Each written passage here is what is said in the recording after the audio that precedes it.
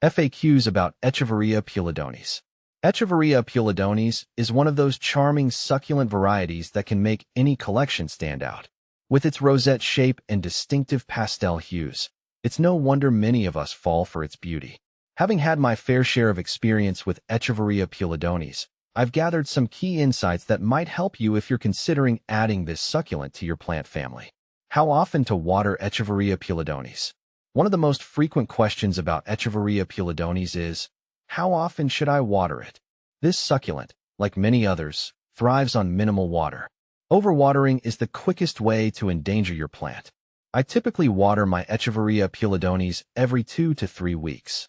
During the winter months, when the plant is in its dormant phase, you can extend this to once a month. The key is to let the soil dry out completely between waterings.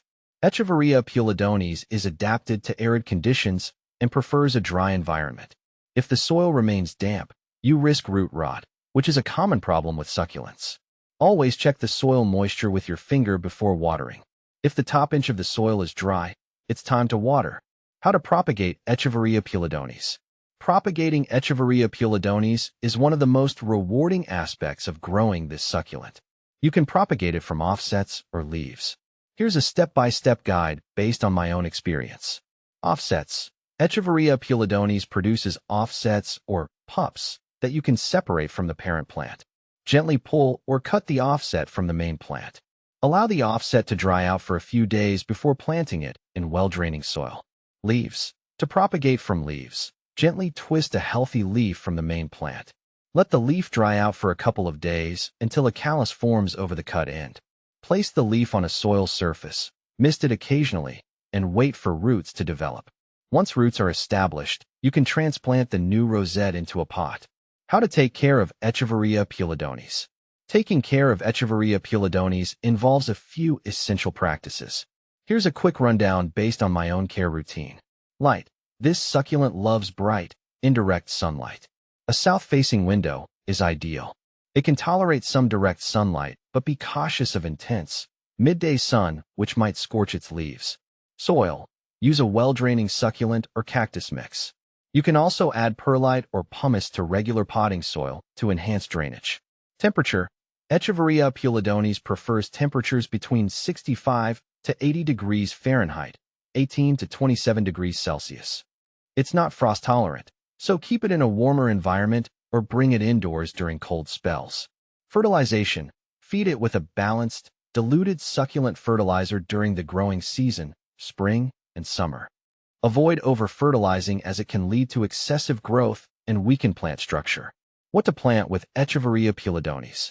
If you're creating a succulent garden or a mixed container, Echeveria pulidonis pairs well with other succulents like aloe vera, haworthia, and sedum. Their similar care requirements and contrasting textures make for an attractive display. When planting with other succulents, ensure all plants have similar water and light needs to avoid issues. Can you grow Echeveria pulidonis indoors? Yes, Echeveria pulidonis can be grown indoors. In fact, many of us cultivate it as a houseplant. Just ensure it gets plenty of bright, indirect sunlight. A south-facing windowsill is ideal. If natural light is insufficient, consider using grow lights to supplement. Is Echeveria pulidonis toxic? Echeveria pulidonis is non-toxic to humans and pets, which is great news if you have curious animals or young children around. It's always good practice to keep plants out of reach of pets just in case, but you can rest easy knowing this one isn't harmful. Common problems with Echeveria pulidonis. Some common issues I've encountered with Echeveria pulidonis include overwatering. This is the most common problem and leads to root rot. Ensure proper drainage and let the soil dry completely between waterings. Sunburn. Too much direct sunlight can cause the leaves to become scorched. Provide bright but indirect light. Pest infestations. Watch out for mealybugs and spider mites, which can sometimes plague succulents. Regular inspections and appropriate treatments can help manage these pests.